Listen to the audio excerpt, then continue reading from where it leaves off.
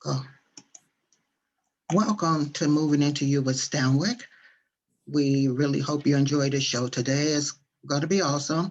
Our topic today is pandemic, education, and crises. And we have with us Dr. London. And Dr. London, will you introduce yourself and give us some more information about your background, please? First, I want to say thank you very much. It's an honor to work with you. Let's see, I have a PhD in psychology with an emphasis in technology, education, and psychology here in Grand Canyon University.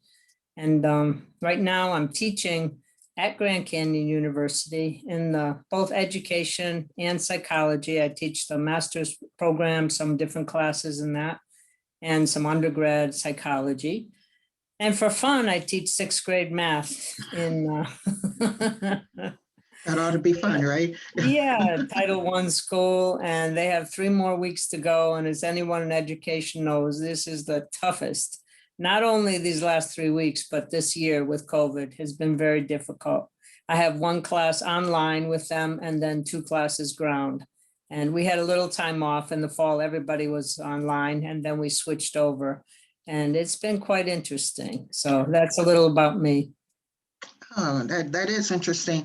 And I want to just jump into a question for you because you've worked with them online and now back in the classroom, back and forth there. The kids, and from what people tell me and who have kids in school and elementary kids mostly, what they have been telling me is that it's really hard for the kids to stay responsive, to pay attention in class when they're on a video. What do you think about that? How is it working for you in your classroom? Well, math, I think, is a little bit different because we have a lot of programs that are available. I mean, we have at Khan's Academy, and we have Florida Virtual. They have a program that they set up through the Florida schools for us, had everything we needed for 6th grade. So we were able to do a little bit of hands-on and then push them off and do their computer program. And so some did it, some didn't, and there was a lot of trying to get them to do it, but, it was really tough, I think, for the kids. Yeah, I can bet. So what was like their major, I know it's like more so with the kids, the 6th grade class. What was it like for them as far as their attitude and their parents' attitude on how school was going? I mean, did you ever have the kids that just said, hey, I can't do it, and the parents like, well, I don't know how to teach it or grade it or even just help? I think I've had more than the kids are lying about doing it, and the parents don't know. So I had, Right. when it came to when we had conferences and when we had grades come out, and the parents were like, well, I see him in front of the computer every day, or his brother told me he's working because they're at work themselves, and I don't know. I mean, it's tricky because the parents really are not that well available because they had to work, and ones that are home, they still think their kids are doing their work because the computer's on and they're sitting in front of it, and they learn real quick how to switch to video games and switch back when someone comes in the room. That is true. They're used to multitasking because of the games and everything else. They're used to just flicking screens quick, changing them. The parents themselves, like you said, they're just coming in from work. Have you talked with any parents at all as far as, well, what can I do to help my kids, because I work, or even some at-home parents? Yes, I mean, some of what we had was to teach them how to go online and look at their children's grades, which some of them just weren't doing that before. And now they see that there are systems that are available for them. And I said, these are the grades. This is chapter 3, lesson 4. So we're going to do chapter 3, lesson 5, see if there's a grade in there besides 0, Yeah. And have your children give you the password or go on with your children. I mean, they're young, so they can get their password, and they have the parents' view, and they can see what their kids are doing. But some don't want to even do that, Wow. Well, that's wonderful, because that way you do have a way to keep track of Yeah. everything, and they can see exactly what's going on. And Right. that's beautiful right there. So we just hope that they continue on with that part of it, the parents, that is. Mm-hmm. And what I also wanted to talk to you about, I had sent you a list of things that I wanted to say. And one of the things also, the mood of the children. Um, I know you said they switch back and forth really fast, but overall, really, how is the mood of the kids? Are they particularly um, paying attention? Are they more so? Do you see any problems with them as far as going through depression? Like one day it might be happy, the next day sad, or what do Yes, you I haven't had that so much, and we do have available to us in the public school system, social workers and people that are keeping track of people were known to have issues or that they can talk to those people. So I don't deal with it that much. I mean, I've had situations like one point, this girl, you have them get their mics turn off or turn on, depending on what you're doing. If you're lecturing, you have them turn off their mics, and all of a sudden I hear, and I'm like, trying to be calm and saying, Tasha, you have to turn off your mic if you're going to make. She goes, a rat just went by me. Oh my God. I'm like, okay, where is the rat now? And the other kids are going, are you sure it's a rat? Oh yeah, I know that tail. It's a rat, so we've established it's a rat. And I'm like trying to keep them calm and saying, well, where did the rat go? Oh, it went in my grandmother's room. I said, okay, go over there and just shut the door to your grandmother's room. Oh, okay. So she goes and shuts the door. And then, I had to find out later that her brother, she's home alone, and here I am with a classroom of kids, but the older brother was able to help her later when he came home. But, in the meantime, you're like watching this screen and, you're mad at someone for making noise, but it's like, okay, that's a good reason. Well, yeah, I get that. And yeah, it is right. Yeah, I think that's a really good reason. Another thing, as far as the kids and their attitudes and their moods, you mentioned that there are social workers. When everything was just online, were these helpers and social workers and counselors available to the students? Yes, we had them still available. Yeah. So if we had issues, like, I mean, I followed up with this and tried to find out, what was going on in that home and everything. And I didn't have to deal with it myself because I'm not alone in this. I have a whole organization behind me. Well, So, that's and there are kids that have had problems and you can refer them and you can, find out, you can talk to the parents, but I've had it pretty lucky. But like you said, trying to keep them involved, I mean, you play little games, like they could also, besides talking and having face to face, some didn't want to put their face on, we call it. And oh. I say, all right, everyone put your face on, or, there were times they had to, just for credit, put their face on. You see them in bed, like you had mentioned, and they're like, well, I got to fix my hair. I got to put a hat on or whatever, it's like, they didn't brush their teeth. They just woke up and grabbed the laptop and just popped it on. And, it's kind of tricky, and I tell them, you need to get up early and have breakfast, pretend you're going to school and sit at a desk. I don't want to see you in your bed when you come on here. Well, I So, bet that's hard. I think it's hard for the parents, actually, yeah. when they're working from home too, and the kids are somewhat following suit. Yeah. They Well, see some mom. are, some aren't. It depends on the situation. You have some, the parents are home and they might be worried about money because they're not working, so you have a lot of emotional stuff going on, or the parents have to work and they can't be, watching if their kids are doing their work. And they'll say that right out. It's like, I have to work. I can't, you have to get my kid to do it. I said, I can't get your kid up and then out of bed. It's like, you have to talk to your child, and you become real, it's a fine line between parenting and teaching there, and it's kind of That's true. shift when you're teaching the kids from home because you're kind of the parent too, and they have to be kind of the teacher too. So our lines True. get kind of blurred. I get that. And it's new for the parents because they're used to kind of shipping their kids off to school and letting you be the parent Bye-bye. and the teacher. Yeah. Yeah. So, yeah, it's been something new for them also. There was something else I wanted to talk to you about. We talked about how the moods and mental. Yeah, well, I want to go back to that for a second. I did not know that counselors and social workers were still available for the Oh, students. yeah. I really thought that the parents were on their own. So I'm really happy to hear that. I have some family members with kids who have challenges, and I did not get from them that other people were available. It could be that once they're home, there's not really complaints about behavior. And Mhm. so they're not reaching out, parents are not reaching out to the resources that's available for them. Well, we also had certain programs come in, like we had an intern that was there and he came once a week and he talked about, their feelings and all that. And that was really good. And the kids did open up. So they have special programs too, not just, oh, throw them over here.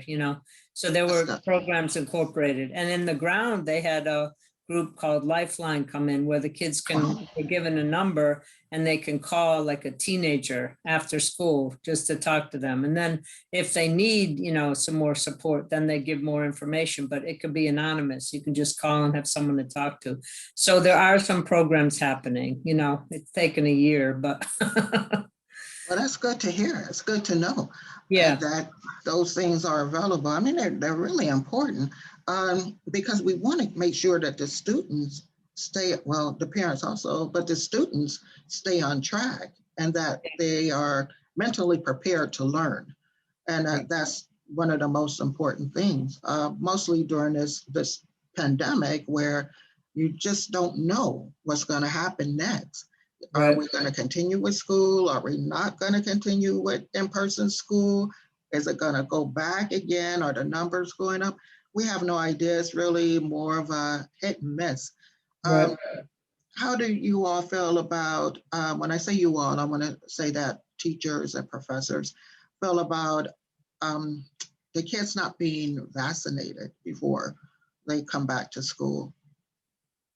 Well, I mean, I can only say what I've heard, which is that, the kids aren't spreading as much, whatever. And we all got vaccinated. I mean, in Arizona, they were fantastic. I had my second vaccination by February 2nd. Wow. So I had that lift off me, but the kids are wearing masks and the kids got used to it. It took a little while, but you see even the little kids are wearing them. And yeah, you have to say, put your mask up, and you had telling them all day, but I don't know. After I got my vaccination, I guess I felt safer there, even if, they're not wearing them as much as they should or keeping them up properly. So, I'm fine and I feel much better going back in the fall like this. We Well, have that's, to. oh, go ahead. I was going to say that's wonderful.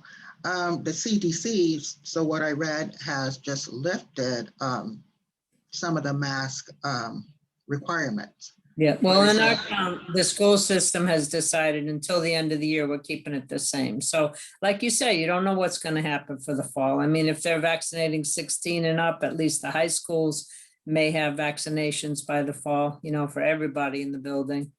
But, like you said, we don't know. This is my first pandemic. and yeah, hopefully it's our last pandemic. Yep. The other one being 100 years ago. Um, so the college students, I want to move forward from elementary or grade school to college. They're a whole different. Before you go on, may I just add one thing that I wanted to say with the Oh, elementary? We have something that's called SEL. I'm not sure what it stands for, but it's more emotional, I think is the E, and emotional learning. I don't know what the S is, but in the afternoon, when they have like a homeroom session, what we did online was just let the kids come in and chat because I think they needed that social. And I found that that class was the most important of the day, probably for them, because they really got to let loose. I didn't talk to them about their grades or how they're doing in math, unless it was someone that popped in that I haven't been able to see in the morning. But mostly we got a regular group and then other people added in, and they just came in and chatted. And that to me really made me feel like we weren't just online students. So it was really cool. Anyway, moving on. Yeah. Oh, no. That's just fine. Um, yeah, that brings me actually to another point with the kids, is that since they're having that socialization there in school, do you feel that is enough? Well, it's kind of hard question to answer. You really No, probably it's have to not be one of enough, the but parents. you're trying to stay alive. What can you do? I mean, I think they really lacked it this year. Not even the kids just online, but the kids that have been in school, there is a difference this year. I mean, it is really hard for them. They don't have the activities that they're used to. They don't have the sports. They don't have the play dates. They don't have they come home and their parents are, home on the weekend. And what are we going to do? Nothing. There's nothing to do. Yeah, And that's true. school becomes their social. And so there's been a lot more acting out at school. And I think they need to. And what can we do? Well, that also brings me to another question, because with the acting out, sometimes they might not take in everything that the classroom offers, the learning, the teachings. So we in Arizona have moved on to have this year the what is that called? Right. AZmerit too. Yeah, We just finished that. Yeah, we did yeah. that last week. And Last year they we'll didn't do it. see. We don't have the results yet, but I'm pretty sure they did not do very well. Yeah, that's what I mean. I was really surprised that they decided to do it this year. I personally thought it was not right. Well, they 'Cause didn't do it last year, and it does give you a guide and it does help you. We're still going to do another test next week, more to see who needs summer school. And I think they're going to be rudely awakened how many need summer school, because the learning is not up to par. and I agree with that. My hope is that when these results come in from AZmerit, that it is more so recognized that this is what happens when kids are online and they don't have the teachers there to help them, because there's so many different learning styles. Right. And the kids, if you're online, it's like, oh, well, my learning style isn't there. Not everybody reads a book on Kindle or online. Some kids need a actual physical book to hold. But on the other hand, I think it was really good for people that were introverted and didn't want to be social. That is Some of true. them loved it. Some of them did not want to go to school. There were some that switched too. We had 2 classes ground, 1 online, and some of them did switch. Some were better off to go online, some were better off, and their parents had to deal with, them going to school or them staying home, one or the other. But some of them couldn't make it in one area, and we had the option in our town, which is very helpful. It's excellent. That is good for the students. And well, it's Yep. good for you guys too. It makes you a little more busier, but it's really good for the students to have that option. Um, I have a granddaughter, and she decided to stay home Right, for the rest of the school year. She had an option to go back maybe about 3 or 4 weeks ago, right right, after spring break. right, And she decided to continue on at home. Her and her mom thought it was best for her to just continue, at home. And there was only another month left of classes right. about. Yeah, so this fall she'll be ready for in-person classroom. And I don't have any more kids in school. And like I said, my granddaughter, she's with her mom. And I just feel that the kids should get back in school. Mm-hmm. Personally, Well, that's yes, my own personal of opinion. course. I mean, that's the best. And I think that's why they gave us the vaccines earlier, and they really recognized that. And I think it's best. The kids need that socialization, even if they are introverted, I think it's best to be with other kids at that age. Yeah, I just think at some point after a whole year or close to a year of being kind of cooped up, that Mhm. the kids are just bouncing off the wall sometimes at home. Yeah. Um, But I wanted to move on into speaking about the college students, because here's Yeah. these kids who are in the midst of becoming adults. You know, they're turning 18. They're they should, or they thought that they would go off to college last year, and instead they had college online. And not that all of them, like you said, even with the grade schools complained about that. However, the college students, some of them, you know, wanted to get out. This was going to be their time to party, to get Right. out away from home, and just to have a really good time, and do their grades. And so have a good time at school at the same time, meet new people. Well, how's that working out for the college students that you're teaching? Well, I'm online, so I didn't have to worry about that. For me, there was no transition. I was very lucky. And the students that I'm teaching, most of them had been online anyway. There were Oh, very great. few that switched to ground, from ground. These were online students. I teach students that are all over the world, some military, just anywhere, any reason.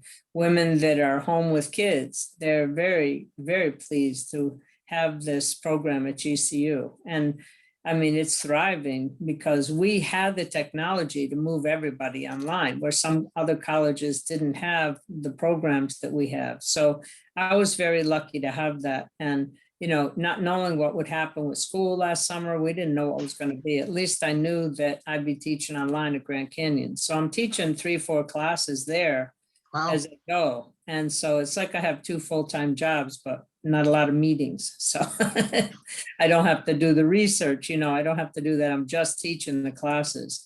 And I think that it's been tricky in some areas, like with the education courses, they haven't had the schools that they could go into in the spring and last summer. So we had to set up special programs for them where they saw some movies, or they did stuff from when they had been on ground before, or they worked with people that they had worked with that were on ground before, so we had to be flexible in that. So that's really the only place that we had to adapt.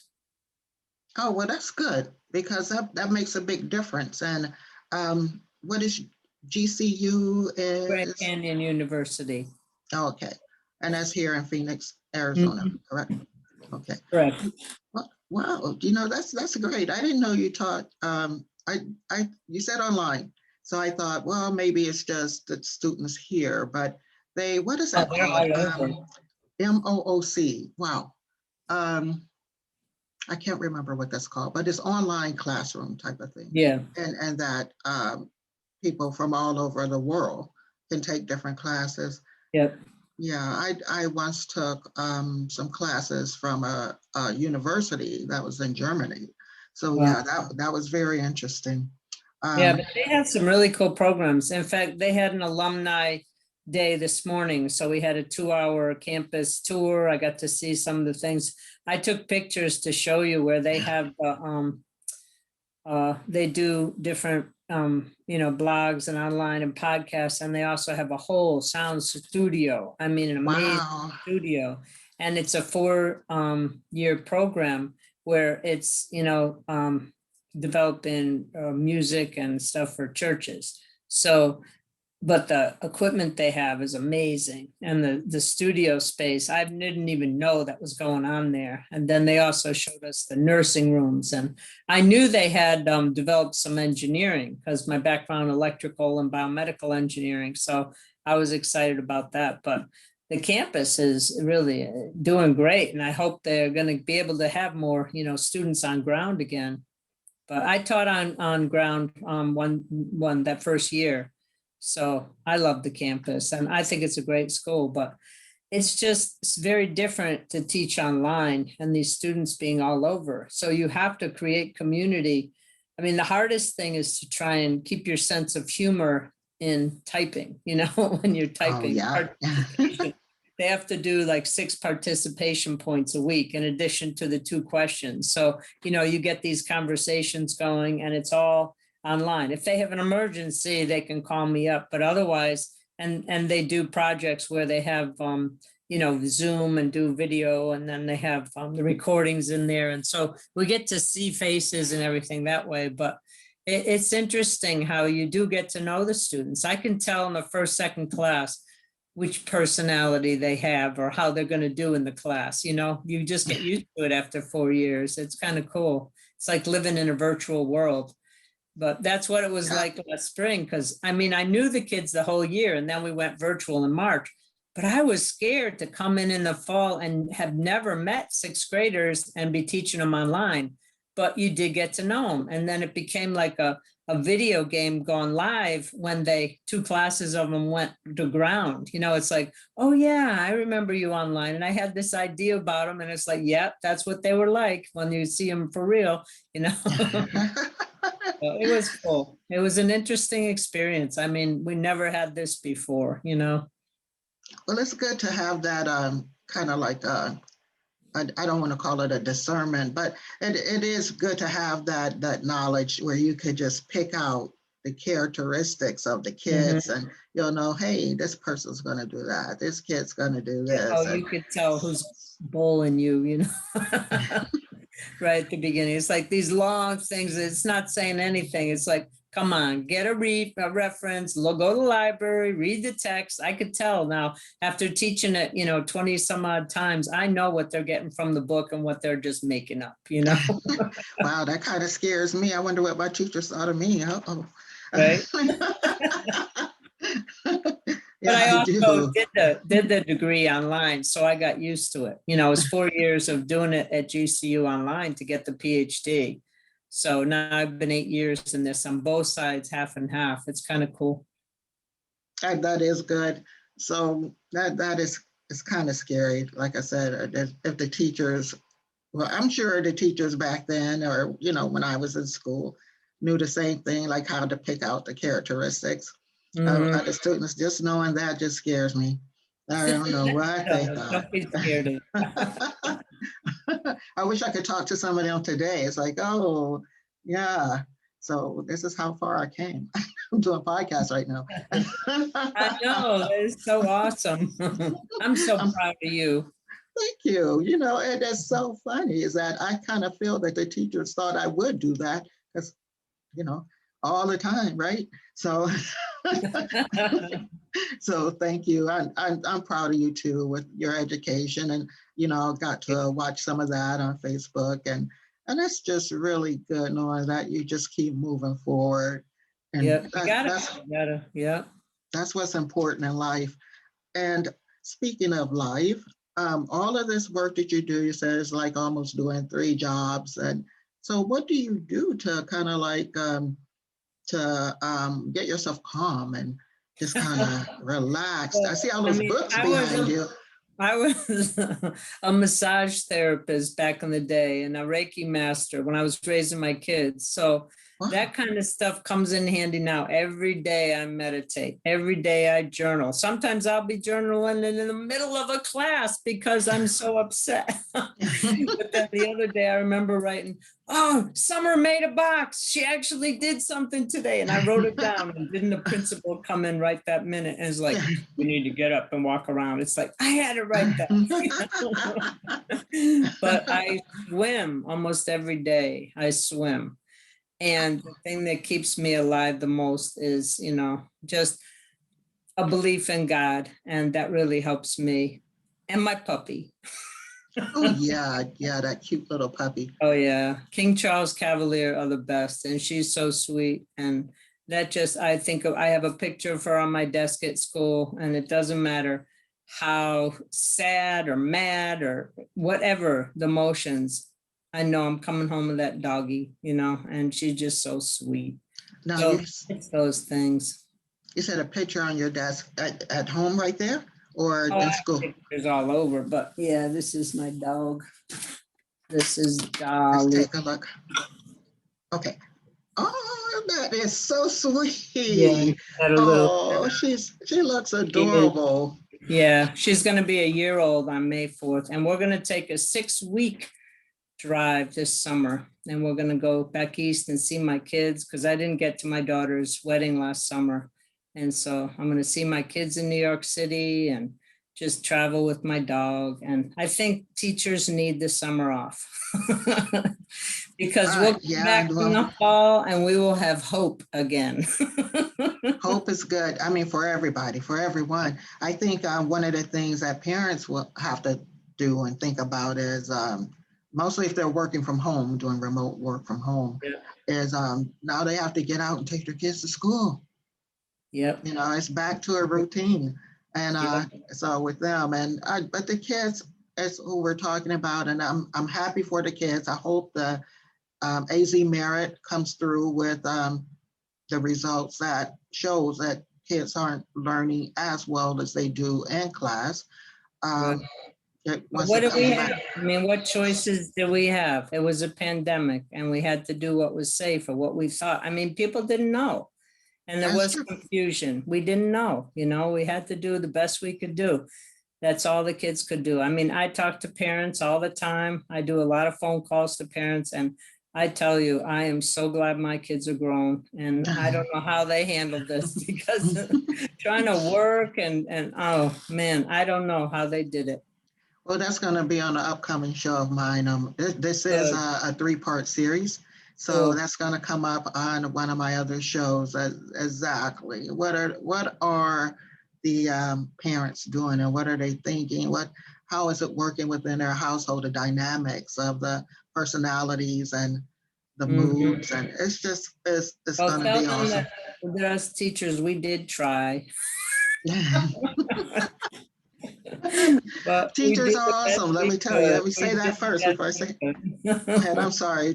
Repeat that, please. I said we did the best we could, we didn't know what to do with this pandemic, it's hard. I mean, we have bigger classes because we had one class online between 3 teachers. One was doing the online. So we had over 30 in our classroom. And that's a Wow. lot in 6th grade in a small room, without windows, trying to keep them learning. I mean, it was hard for us. Yeah, yeah, kudos, to all the teachers because that is difficult. And I don't know exactly how the programs worked with the teachers who did music and art and all of these other things. Were they still Mhm. part of the program? Yeah, yeah, because I had, there was a Zoom call for PE. Sometimes I went in and did the PE Zoom where they did, exercises and different things. They had art, they had a Zoom call. And then those teachers also had ground. Oh, So yeah. they had to mix it up too, a library, they had band. I don't know that the online had all of that. I think they just had art and PE. But teachers had to deal with both the online and the ground as well for the specials, they call them. Yeah, the specials. Yes, that is true. Yep. So yeah, I'm glad that things are taken care of with the students and that Yeah. everyone, the school, the different districts, and Mhm. just the state is looking out for the well-being of the students Yep. because that's what's important. That's our future. Of That's course. our future right there that we're educating, and we want the best for them, and that way they can be there to give us our best as we age. Well, I'm not aging. I'm not aging. So. You're going to make me do that by myself. Yep. Okay. Okay. Well, I just want to say I really appreciate the time that you've taken with me and that you opened up and explained a lot of things that I didn't understand or knew. I put it that way. That was going on in the classroom with education, with the grade school students, college, all of the above. And you really offered a lot of light to me and to our listeners and our viewers. So I just really appreciate that because I'm pretty much sure not everyone knew all what was going on like that. Well, thank you for the opportunity. And it makes me feel like my work is more worth it when people like you at least understand what's going on and put it out there because it's been tricky, really has. Yeah, I bet. So I want to thank you, and I want to also tell you that I'm following you and the things that you do, the awesome things that you do, even with your education and your fun life. That is, you have a fun life. I'm sitting at home in a studio. But, Oh, but get I out really, now, get out. You got to get out, get outside. you're telling me, yes. Nature, that's a big one. You ask what I do, I go camping, I go hiking. You have to get out in nature, And even, you see them, but there's a coyote, they'll put on a mask, they don't mind. But just stay distant, social Yeah, distance from those coyotes. exactly. And Well, what is that, javelinas? yeah, oh, don't even get me started on javelinas. Yeah, they scare me. But at school, they have the lopes, the lopes, I don't know how you say it, but they said stay one lope distance apart. So stay one coyote distance apart. Yeah, I'm scared to take my pups out in the morning sometimes because Me too. the coyotes, and Yeah. so I get kind of a little afraid myself. But for the people who don't know, we are in Phoenix, Arizona, and we have Wile E. Coyote out here. So Yeah. so anyway, thank you again for coming on the show, Dr. London, and I want you to keep moving in your journey. You too. Thank you so much. No problem. You have a wonderful day today. You too. Bye-bye. Bye-bye.